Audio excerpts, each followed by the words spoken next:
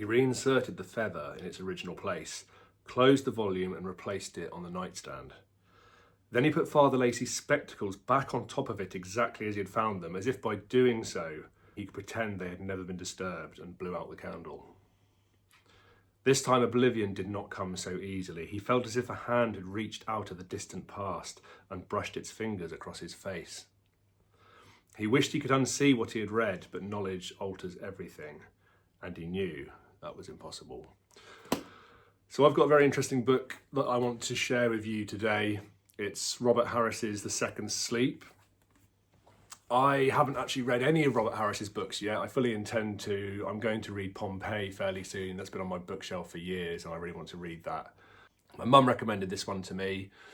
I like post-apocalyptic type stories. They kind of grab me somehow. I like that sort of stuff. I find that they really get me thinking.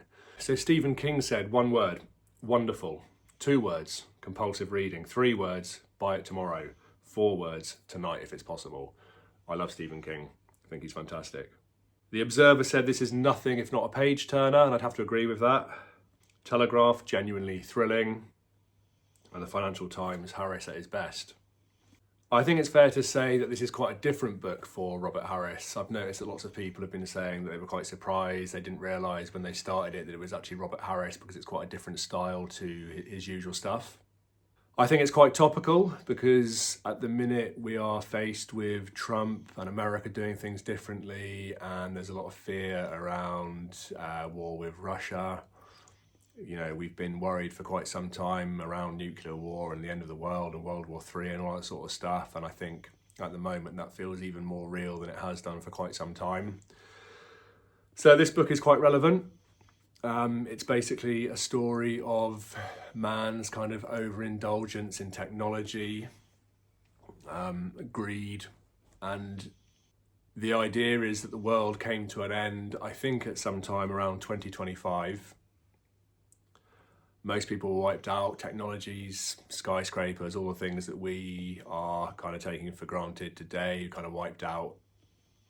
And this chap, Christopher Fairfax, a priest, finds himself in, I think it's 1460 something, but it's not 1460 that we know, it's 1460 in the future, having had the calendar kind of start again. So it's kind of a Dark Ages, medieval sort of setting. People go around on horses, you know, they light their homes with candlelight. It's all very old-fashioned.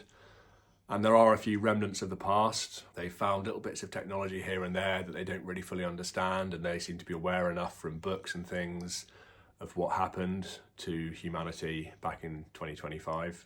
They're now sort of led by the church, so things have kind of gone full circle, if you like.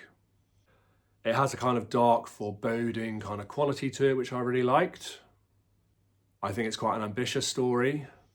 And I was kind of reading it, sort of expecting things to kind of go a bit rubbish and a bit crappy because I think it's quite ambitious, it's quite difficult, but actually it seemed to it seemed to last well right through to the end, I think, and it finished quite well as well. It's not the best story I've read in recent times, but then I've read some really, really fantastic books recently. As I've said before, I'm reading a lot of the classics. I'm currently reading 20,000 Leagues Under the Sea by Jules Verne, which I think is absolutely brilliant. I'm kind of on a mission to read as many classics as possible, but I want to read some more contemporary stuff as well. So the bar is pretty high, and to be fair to Robert Harris, this is really very good. If you want something that's quite gripping and you can read it in a day or two, it's 414 pages of fairly large type in this particular copy. So it's not that difficult to get through. I know people can be a bit snobbish talking about book length and things like that, but I think it's quite important. Sometimes we fancy something that's just a bit easier to get through, don't we? Sometimes I fancy 1,000 words of something challenging. I still haven't quite built myself up to Ulysses just yet, although I'm hoping at some point this year I'm going to get through that one. But sometimes we just want something a bit easier, a bit more gripping and sort of fast paced, and this is good for that. I'm not really going to give too many spoilers. I feel like I've kind of given you a rough idea of the plot already. I just wanted to say I think it's really good. I think it's topical and relevant today. I think it's one that kind of gets you thinking about some of the decisions that we make as the human race. whether we're doing the right things or not, and how we could actually improve and how we need to improve. But as much as anything, it's entertainment, it's good, and reading should be about entertainment. Reading isn't always necessarily about constantly trying to better ourselves, but I think we do better ourselves when we enjoy a good fiction story as well. So Robert Harris, A Second Sleep. Please keep liking and subscribing, and I will have another review for you very soon. Cheers for now.